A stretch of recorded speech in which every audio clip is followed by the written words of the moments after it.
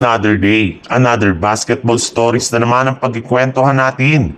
At ngayon nga ay ang pag-uusapan natin ang balitang dismayado nga daw ang New York Knicks kay Karl Anthony Towns.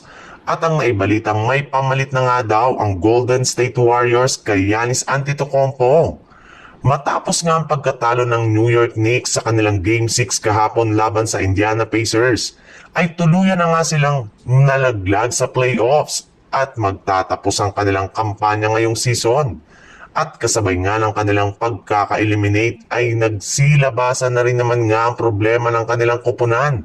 In fact, ibinulgar na nga ng isang NBA insider na hindi nga daw ikinagusto ng mga fans at ang naging performance ni Karl Anthony Towns sa unang season niya sa New York Knicks, lalong-lalo na ang depensa nito.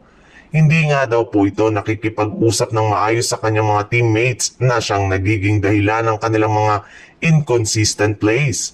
Paulit-ulit rin naman nga daw pong nagagawa ni Karl Anthony ang mga pagkakamali na ito, kaya hindi na nga napipigilan pa ng kanyang mga teammates na magamit gayong parang hindi nga dito nagagamay ang mga itinuturo nila sa kanya na game plan. Maging ang mga fans nga ng Knicks ay hindi pa rin naman nga tanggap na ganun kalamyang ipinapakitang performance ni Karl Anthony Towns sa majority ng kanilang mga laro laban sa Indiana Pacers.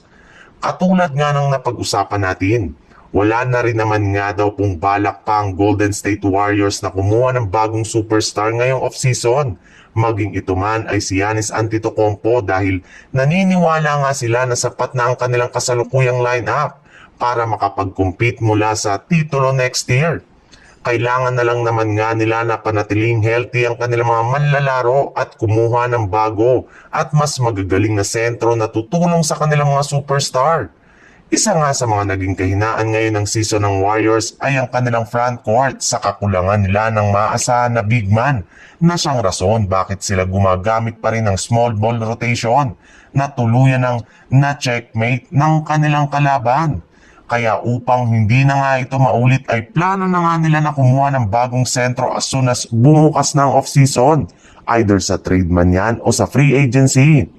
Puro mga role player na sentro na lang naman nga ang maaari nilang makuha, lalong-lalo na sa free agency since marami nga dito ang inaasahang magiging unrestricted free agent, kagaya na lang ni na Miles Turner ng Indiana Pacers at maging si Naz Reid mula sa Minnesota Timberwolves.